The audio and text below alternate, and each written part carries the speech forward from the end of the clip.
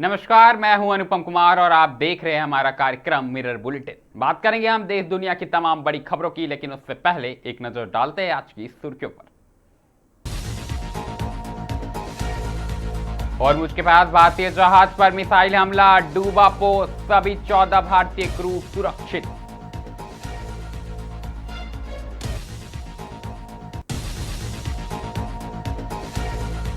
हजारीबाग के SBMCCH में इलाज के दौरान लापरवाही का आरोप, डिलीवरी के बाद महिला की मौत।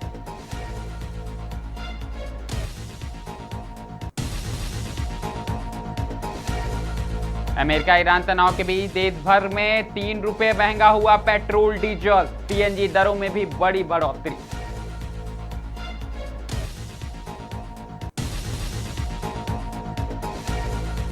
पराग दूध भी हुआ महंगा, अमूल के बाद अब ₹2 प्रति लीटर बढ़े दाम।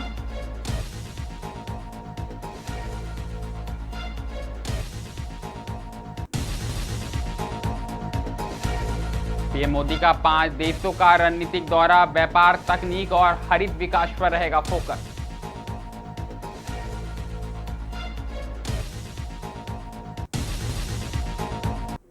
अब बढ़ेंगे खबरों की ओर। सबसे पहले आपको बता दें कि कहीं ना कहीं अमेरिका ईरान तनाव के बीच अब उसका असर भारत पर भी देखने को मिल रहा है। जी हां, ओमान और होर्मुज के बीच भारत की ओर से आ रही एक मालवाहक जहाज पर मिसाइल हमला होने से अंतर्राष्ट्रीय समुद्री क्षेत्र में हड़कंप मच गया। दरअसल हमले के बाद जहाज समुद्र में डूब गया। घटना के समय जहाज पर मौजूद 14 भारतीय क्रू सदस्य गंभीर खतरे में फंस गए थे, जिन्हें ओमान कोस्ट गार्ड ने त्वरित कार्रवाई करते हुए सुरक्षित बाहर निकाल लिया। जानकारी के अनुसार जहाज अरब सागर के रास्ते भारत की ओर बढ़ रहा था, तभी अज्ञात हमलावरों द्वारा उस पर मिसाइल दागी गई। हमले के बाद जहाज में भीषण आग लग गई और कुछ ही देर में वह समुद्र में समा गया।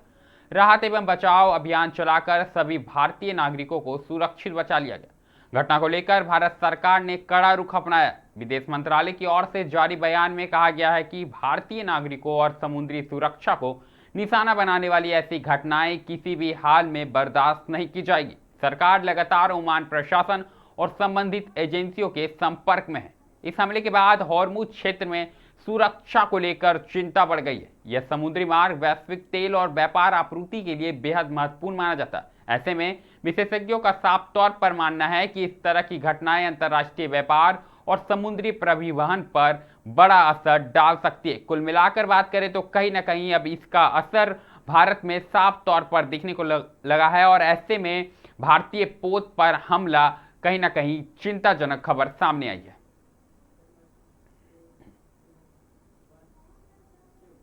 अगली खबर की बात करें तो अगली खबर हजारीबाग से आई है, जहां शेख भिखारी मेडिकल कॉलेज एवं अस्पताल में एक बार फिर कथित लापरवाही का मामला सामने आया, जहां एक मां की मौत के बाद परिजनों में भारी आक्रोश है। मृतक महिला अपने पीछे नवजात बच्चे को छोड़कर गई है। देखिए आप रिपोर्ट।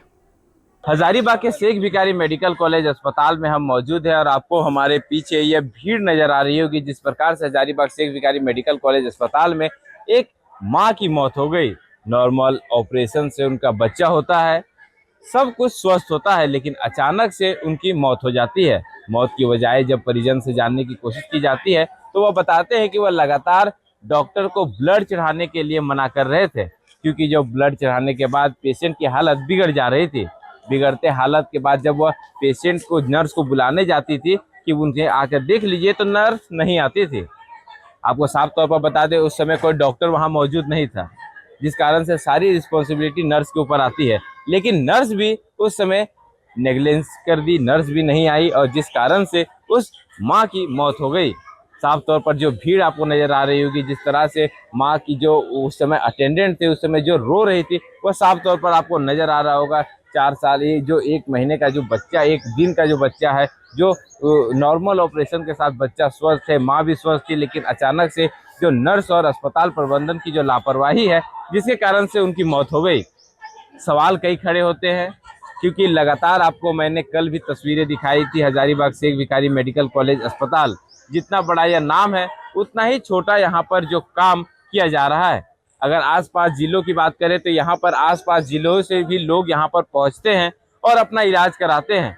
स्वस्थ होने के लिए यहाँ लोग आते हैं हल्की सी बीमारी लेकर, और मौत को लेकर यहाँ से जा रहे हैं। यह हाल हो गया है हजारीबाग शेख भिखारी मेडिकल कॉलेज अस्पताल का, क्योंकि यह जो हाल अगर इसे सुधारा नहीं किया तो यहाँ पर मौत का एक घर माना जाएगा, जहाँ पर लोग काफी परेशान है। आपको साफ तौर पर तस्वीरें हजारीबाग सदर विधायक प्रदीप प्रसाद की भी नजर आ रही होगी कि वह भी यहाँ पर परिजनों से मिलने के लिए पहुंचे। साफ तौर पर उन्होंने जो सुपरिटेंडेंट है और डीसी हजारीबाग से भी बात की फोन कॉल के माध्यम से, और क्या कुछ कह रहे हैं, उनके परिजन कितने दुख में हैं और क्या कुछ कह रहे हैं सदर विधायक प्रदीप प्रसाद, आप भी सुनिए। हम तो यहाँ पे लगभग 6 बजे आए हैं, उससे पहले इसका एडमिट हुआ है, वो परसों ही हुआ है। परसों यहाँ पे एडमिट होने के बाद इसको आनंद फानंद में ब्लड मांगा गया। अब ब्लड लाया गया जिस ब्लड बैंक से, तो बोला जाता है कि नहीं अभी ब्लड की ज़रूरत नहीं है। अब बोले अगर अभी ज़रूरत नहीं तो फिर इतना जल्दी मंगाएं क्यों। अब ये बोला जाता है कि ठीक है इसको रख लीजिए, जब हो जाएगा डिलीवरी उसके बाद दिया जाएगा। अब जब डिलीवरी होता है तो बोलते हैं कि लीजिए ब्लड, तो बोलता है पहले काहे नहीं दिया। अब किसका बात माने हम लोग, ठीक है, ये तो इसका केयरलेस ही है सबसे बड़ा बात। सेकेंड पॉइंट कि हम आते यहाँ पे 6 बजे तक, क्योंकि हम अपना वर्क कर रहे थे कुछ, तब तक बोला गया कि इसका डिलीवरी हो चुका है, तुम आएगा तो आप मिल लो। हम इनके मामा है, जो बच्चा है या फिर सिस्टर है मेरी वो। अब हम आए यहाँ से 6 बजे मिल करके गए। हम बोले अच्छा ठीक है, हम और किसी को लेकर के आते हैं। अब आते हैं 9 बजे तक फिर से, उस समय इसको ब्लड लगाया गया लगभग 9 बजे, हाँ नाइट में, तो रिएक्ट कर जा रहा था।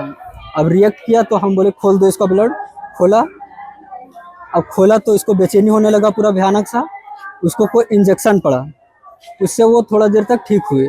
हम बोले कि इसको अब ब्लड नहीं लगना चाहिए, हम कल डॉक्टर से मिलेंगे, उसके बाद हम इसको फिर से चढ़ाएंगे ब्लड को।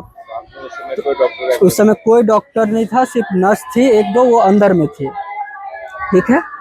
अब नाइट में जब सो जाता है इन लोग सभी को, हम तो 11 बजे यहाँ से चले गए हैं, नाइट में जब सो जाता है सभी तो एक नर्स आती है और बोलती है कि अच्छा अब सो गया है तो इसको लगा दिया जाना चाहिए ब्लड। अब लगाई, फिर से बेचैनी होने लगा। अब उसको बोला जाता है तो वो है सो डांट करके बोलती है कि तुम ज़्यादा जानते, तुम ही पढ़ी लिखी हो। अब उसको भेज देती है, तो फिर भी इन लोग गई कि नहीं अगर आपसे नहीं होता है तो आप बोल दीजिए, हम रेफ़र कर लेंगे कहीं, सो ठीक है, या फिर आप रेफ़र कर दीजिए। यह सो कुछ नहीं करती है, बोलती कि तुम लोग बैठो हम आते हैं थोड़ा देर में। ना बीपी नाप रही, ना कुछ भी नाप नहीं रही है। अब वो नहीं आई, लास्ट में फाइनली जब वो आती है तो देखती मेरा कंट्रोल से बाहर है, ठीक है। अब उन लोग का 3 ही बजे है सो, या फिर 2 ही या 3 बजे बजा होगा, इसी बीच में होगा। उन लोग भागने लगती है, कोई भी वहाँ पे नहीं। मेरा आदमी खुद यहाँ तक लेकर के आया है पेशेंट को, और यहाँ अब डेट वहीं हो गया कि डिक्लेयर यहाँ पे। तुरंत करंट में आप लोग सुने, अगर हम लोग 10-15 मिनट रहेंगे तो फिर एक दो का सुनेंगे। इस तरह का इन लोग का लापरवाही से जान जा रहा है। अभी एक देख रहे होंगे जो आई बच्ची जो बोल रही है, उनके पिताजी को इन लोग मार दिया। ऑक्सीजन के अभाव में कैसे चलेगा अस्पताल और क्या होगा। और ये सरकार को चाहिए कि किनके नजर में हो रहा है। और मंत्री महोदय के बारे में तो कुछ बोलना ही बेकार है, उनके बारे में अगर हम लोग ना बोले तो ज्यादा बेहतर होगा। अपना बीपी बढ़ाने से कोई फायदा नहीं। अभी उपायुक्त महोदय से बात किए, नए नए आए हैं और उनको देख के लगता है कि कोई सख्त कार्रवाई करेंगे। हम भी बोले सख्त कार्रवाई करें, और नहीं करेंगे तो फिर लास्ट में हमको सख्त कार्रवाई करना होगा। वैसे डॉक्टर और नर्स जिसके चलते ये जान गई है, अगर उन लोग पर कार्रवाई नहीं होगा तो हम लोग चुप नहीं बैठेंगे। अगर दूसरे भाषा में लोग सुनेंगे जो मेरा रूप नहीं देखे हैं, तो उस भाषा में भी हम आने को तैयार हो गए। चाहे विधायकी रहे या जाए, फर्क नहीं पड़ता। अगली खबर की बात करें तो अगली खबर पेट्रोल और डीजल के दाम से जुड़ी हुई है। आपको बता दें कि वैश्विक ऊर्जा और संकट के बीच कहीं ना कहीं अमेरिका ईरान के बीच बढ़ते तनाव का असर अब भारत में भी देखने को मिल रहा है। आपको बता दें कि स्ट्रेट ऑफ हार्मुज मार्ग बंद होने की आशंका और कच्चे तेल की आपूर्ति प्रभावित होने के कारण देश भर में पेट्रोल और डीजल की कीमतों में 3 रुपये प्रति लीटर की बढ़ोतरी कर दी गई है। नई दरें शुक्रवार से लागू हो गई हैं।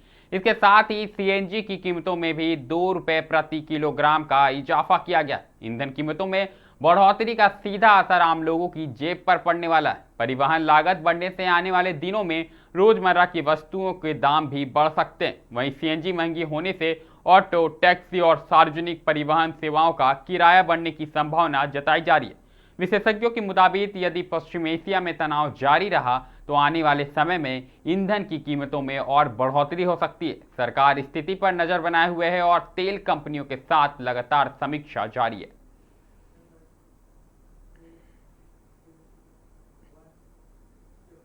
अगली खबर भी महंगाई से जुड़ी हुई है। आपको बता दें कि देश भर में दूध की बढ़ती कीमतों का असर अब आम लोगों की जेब पर दिखाई दे रहा है। दरअसल अमूल द्वारा दूध के दाम बढ़ाए जाने के ठीक एक दिन बाद अब पराग डेयरी ने भी दूध की कीमतों में 2 रुपए प्रति लीटर की बढ़ोतरी कर दी है।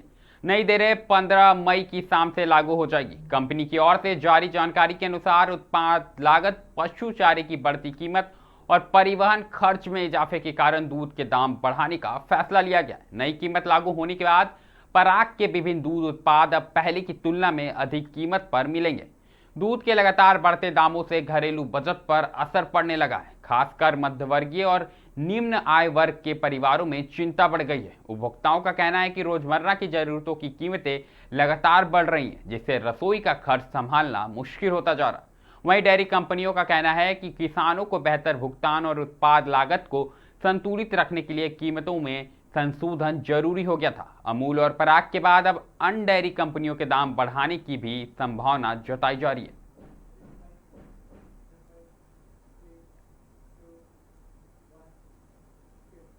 अब हम बात करेंगे प्रधानमंत्री के विदेश दौरे को लेकर। जी हां, प्रधानमंत्री नरेंद्र मोदी आज से 5 देशों के अहम विदेश दौरे पर हैं। 15 से 20 मई तक चलने वाली इस यात्रा के दौरान वह यूएई, नीदरलैंड, स्वीडन, नॉर्वे और इटली का दौरा करेंगे। इस रणनीतिक यात्रा का उद्देश्य भारत के वैश्विक संबंधों को और मजबूत करना तथा व्यापार, हरित ऊर्जा, निवेश और आधुनिक तकनीक के क्षेत्रों में साझेदारी को नई दिशा देना है। प्रधानमंत्री अपने दौरे की शुरुआत यूनाइटेड अरब अमीरात से करेंगे, जहां ऊर्जा, निवेश और इंफ्रास्ट्रक्चर से जुड़े अहम समझौते पर चर्चा होने की संभावना है। इसके बाद वह नीदरलैंड, स्वीडन, नॉर्वे और इटली का दौरा करेंगे। इन देशों के साथ भारत की तकनीकी सहयोग, रक्षा, हरित विकास और डिजिटल इनोवेशन को लेकर बातचीत होगी। सरकारी सूत्रों के अनुसार यह दौरा वैश्विक आर्थिक सहयोग को मजबूत करने के साथ साथ भारत की अंतर्राष्ट्रीय भूमिका को और भी प्रभावशाली बनाने की दिशा में महत्वपूर्ण माना जा रहा है। प्रधानमंत्री विभिन्न देशों के शीर्ष नेताओं और उद्योग जगत के प्रतिनिधियों से भी मुलाकात करेंगे।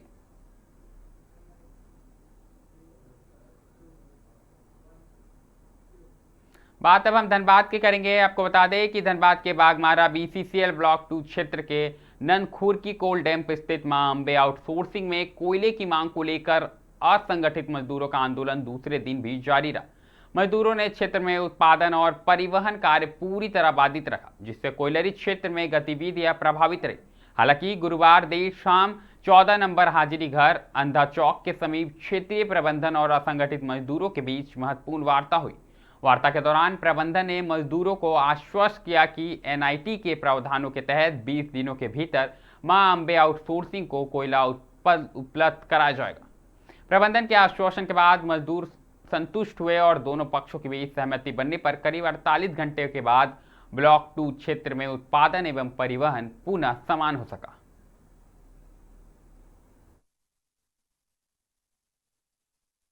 अभी प्रबंधन के साथ बढ़ता हुआ क्या बढ़ता हुआ मजदूर का जो मांग थी मां अंबे कोयला का देने का, उस पर थाना प्रभारी और सीआईएसएफ कमांडेंट की उपस्थिति में कोयला देने का लिखित एग्रीमेंट हुई है। मजदूर इस विषय में सहमति जताई और बंदी वापस लिया गया। कितना दिन का समय दिया? 20 दिन का समय दिया गया है। अगली खबर की बात करें तो अगली खबर एनएचएआई से जुड़ी हुई है। आपको बता दें कि भारतीय राष्ट्रीय राजमार्ग प्राधिकरण यानी एनएचएआई की ओर से तैयार किए गए खजूरी से विंध्यमंगंज प्रखंड के फ्लाईओवर को अब झारखंड की पारंपरिक सोहराय पेंटिंग से खूबसूरत कलाकृतियों से सजाया जा रहा है। आधुनिक सड़क निर्माण के साथ स्थानीय संस्कृति को जोड़ने की यह पहल लोगों के बीच चर्चा का विषय बने हुए। दरअसल फ्लाईओवर की दीवारों और पिलरों पर बनाई गई रंग बिरंगी सोहराय पेंटिंग झारखंड की सांस्कृतिक पहचान, ग्रामीण जीवन, प्राकृतिक और लोक परंपराओं को जीवंत रूप से प्रस्तुत करती है। इसके साथ ही राज्य के महापुरुषों और सांस्कृतिक धरोहर की झलक भी इन कलाकृतियों में दिखाई दे रही है। आपको बता दें कि इस मार्ग से गुजरने वाले यात्रियों और राहगीरों का ध्यान यह आकर्षक कला कहीं ना कहीं अपनी ओर खींच रही। लोगों का कहना है कि इससे न केवल सड़क की सुंदरता बढ़ी है, बल्कि झारखंड की पहचान को भी राष्ट्रीय स्तर पर नई पहचान मिल रही है। एनएचएआई द्वारा आधारभूत संरचना विकास के साथ साथ स्थानीय कला और सांस्कृतिक के संरक्षण एवं प्रचार प्रसार पर भी विशेष ध्यान दिया जा रहा है। इस पहल से क्षेत्रीय कलाकारों को मंच मिलने के साथ रोजगार और प्रोत्साहन भी प्राप्त हो रहा है।